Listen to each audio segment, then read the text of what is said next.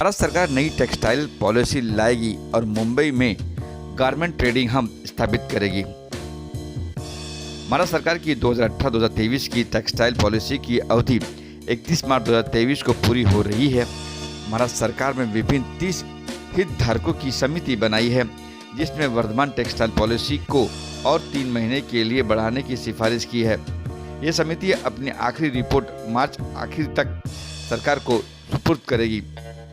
The clothing manufacturing association of India CMAI के तत्वाधान में 30 जनवरी से 1 फरवरी के दौरान मुंबई गोरेगांव के नेस्को कॉम्प्लेक्स में आयोजित 76वें नेशनल गारमेंट फेयर का उद्घाटन करते हुए चंद्रकांत दादा पाटिल ने कहा कि चीन में गुज़ाऊ और तुर्की के स्तंभ की तरह मुंबई में अंतर्राष्ट्रीय गारमेंट ट्रेडिंग हब स्थापित किया जाएगा, जिसके लिए मुंबई के स्लम क्षेत्र का कुछ क्षेत्र SRA आधार पर विकसित किया जाएगा और बाकी के भाग में गारमेंट उद्योग गारमेंट ट्रेडिंग हब का निर्माण किया जाएगा। मुंबई में बंद सरकारी मिलों की जमीन पर भी गारमेंट ट्रेडिंग हब स्थापित करेंगे। देखिए नेस्को से हमारी यह रिपोर्ट।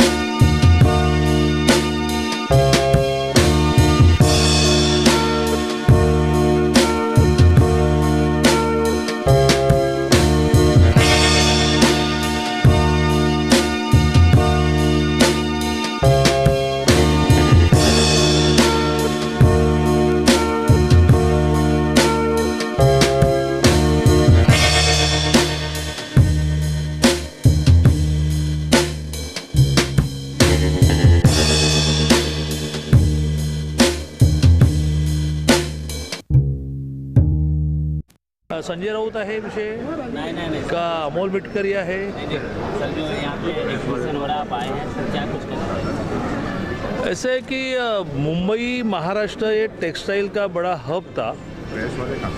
मुंबई में टेक्सटाइल मिल्स थी, मेरे माता पिता जो उसमें मजदूर थे, मुझे याद है कि कितना बड़ा बिजनेस था। लेकिन दत्ता सामंत जी के स्ट्राइक के बाद ये सारा समाप्त हुआ और राज्यों ने उसका फ़ायदा उठाया और सारी इंडस्ट्री उठाकर लेकर गए। लेकिन अभी के दिनों में फिर से एक बार टेक्सटाइल इंडस्ट्री बहुत ग्रो हो रही है और महाराष्ट्र गवर्नमेंट भी उनके लिए अच्छी फैसिलिटी दे रही है।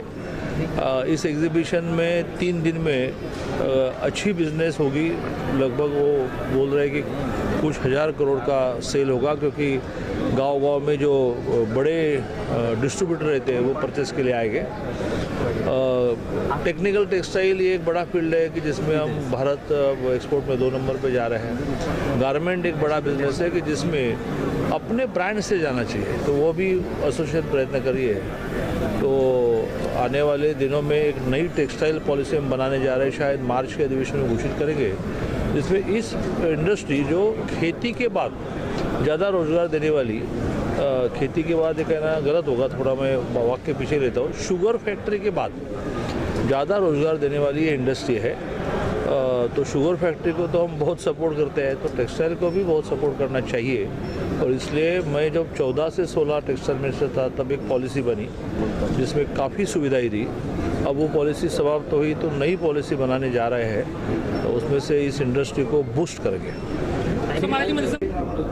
CMAI का ये 76 नेशनल गारमेंट फेयर है, स्प्रिंग समर एडिशन। इसमें हमारे पास 1031 ब्रांड्स एग्जिबिट कर रहे हैं। ये एग्जीबिशन नेस्को के 5 हॉल में spread over 6 lakh square feet है। दादा जब आए थे एग्जीबिशन के इनॉग्रेशन के लिए तो हमने उसी टाइम उनको बताया कि हमारी एसोसिएशन आगे के क्या प्लान्स लेके अपने मेंबर्स के लिए कर रहे हैं। CMAI मई के महीने में नोएडा के एग्जीबिशन सेंटर में अपना नॉर्दर्न इंडिया गारमेंट फेयर शुरू कर रहा है, जिससे पूरा नॉर्थ इंडिया कवर हो सकता है। और नवंबर के महीने में हम हमारा first brands of India Dubai में करने जा रहे हैं। वहाँ पे करीबन 125 ब्रांड अपने ब्रांड्स पे एग्जिबिट करेंगे।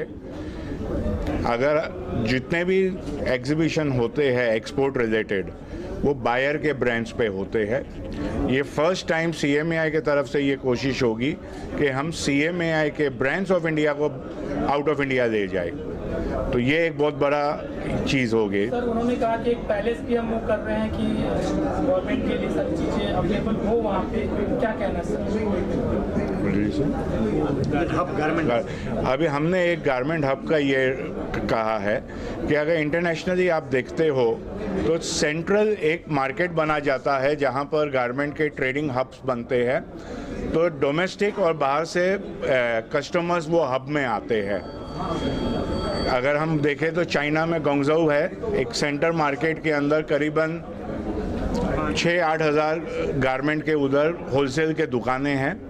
तो वैसा हमने दादा से प्रस्ताव रखा है कि अगर ऐसा कुछ गवर्नमेंट करती है जिससे मुंबई एक अपने जो ओरिजिनल मुंबई का चार्म था, ये ग्लैमर था, वो फिर से वापस आएगा। सर आप क्या कहना चाहते हो कि अगर 80% बिजनेस मुंबई से होता है गवर्नमेंट का, तो धीरे धीरे कंपनियां यहाँ से शिफ्ट हो रही है, तो उसके लिए आपने क्या बातें की सर से? अदर स्टेट्स जो हैं वो उनको सब्सिडीज़ दे रहे हैं, जिसके लिए और सब्सिडीज़ के लिए हमने दादा से भी रिक्वेस्ट की है और दादा बहुत प्रोएक्टिव हैं। उन्होंने हमको ऑलरेडी इलेक्ट्रिकल सब्सिडी का भी पास कर दिया है, जो पहले था फिर बंद हो गया था, उन्होंने फिर से उसको स्टार्ट कर दिया।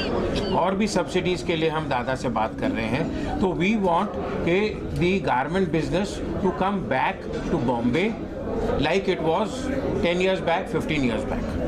सर आप क्या कहना चाहते हो कि सर अगर देखा जाए तो बहुत पहले कि गवर्नमेंट लीडर के लिए बहुत एक हब माना जाता था, अब धीरे धीरे कंपनियां शिफ्ट हो रही हैं और आ भी रही है, लोगों से क्या अपील करना चाहते हैं? मैं तो यही कहूँगा कि एक समय पे जैसे आपने बताया कि बॉम्बे एक प्रिंसिपल प्रीमियर लोकेशन था गारमेंट इंडस्ट्री के लिए, लेकिन बाकी के जो स्टेट्स थे वो धीरे धीरे एग्रेसिव मार्केटिंग पॉलिसीज़ इंट्रोड्यूस करके काफ़ी जो नए फैक्ट्रीज आ रहे थे, एक्सपेंशन जो कर रहे थे, वो अलग अलग स्टेट्स में जाने लगे, जैसे कि गुजरात है, मध्य प्रदेश है, बेंगलोर, कर्नाटका है। तो वो हिसाब से मुंबई का जो इम्पोर्टेंस था वो धीरे धीरे कम होते जा रहा है। तो हमने मंत्री जी से ये रिक्वेस्ट की है कि भले मैन्युफैक्चरिंग अभी मुंबई में मुश्किल होगा क्योंकि cost of living, cost of space बढ़ते जा रहे हैं, तो एक मुंबई को एक मार्केटिंग हब, एक ट्रेडिंग हब करके बनाए, जैसे कि सारे फ्रॉम ऑल ओवर इंडिया जो मैन्युफैक्चरर्स हैं वो मुंबई आके अपने शोरूम्स खोलें, अपने सैंपल रेंजेस रखें, कि एक ऐसा कोई भी व्यापारी गारमेंट का है उसको लगे कि भाई मुझे मुंबई तो जाना ही पड़ेगा, और वो हिसाब से गारमेंट इंडस्ट्री तो बढ़ेगी ही बढ़ेगी, लेकिन इतने सारे विजिटर्स आएंगे, इतने सारे बायर्स आएंगे, तो मुंबई की इकोनॉमी और महाराष्ट्र की ओवरऑल इकोनॉमी भी बढ़ सकती है। राजेश सर यहाँ पे कुल कितने स्टॉल लगे हैं, कहाँ से लोग आए हैं, क्या मुंबई से, बाहर से, कहाँ से? महाराष्ट्र से करीबन 70% पार्टिसिपेंट्स है और 30% ऑल ओवर इंडिया से है। तो इसके अलावा क्या कुछ मतलब मैसेज देना चाहेंगे जो बिजनेसमैन है, जो किस तरह की इनोग्रेशन में या एग्जीबिशन में शामिल होना चाहते हैं, वो हो गए हैं, के लिए क्या? सर देखिए, जितनी नेस्को में जगह है वो हमारी पूरी जगह करीबन 5 दिन में ब्लॉक हो जाती है। तो इसके लिए जो हमारा 77th नेशनल गारमेंट फेयर होगा वो for the first time Nesco और जियो वर्ल्ड सेंटर दोनों जगह होगा। फर्स्ट डे क्या परफॉर्मेंस मिला सर? क्या परफॉर्मेंस मिला फर्स्ट डे का? देखिए, बहुत जल्दी है ये बोलना, क्योंकि सवेरे से हम इनॉग्रेशन पे लगे हुए हैं। अब जैसे दोपहर को राउंड मारेंगे तो आइडिया आएगा कि क्या बिजनेस हो रहा है।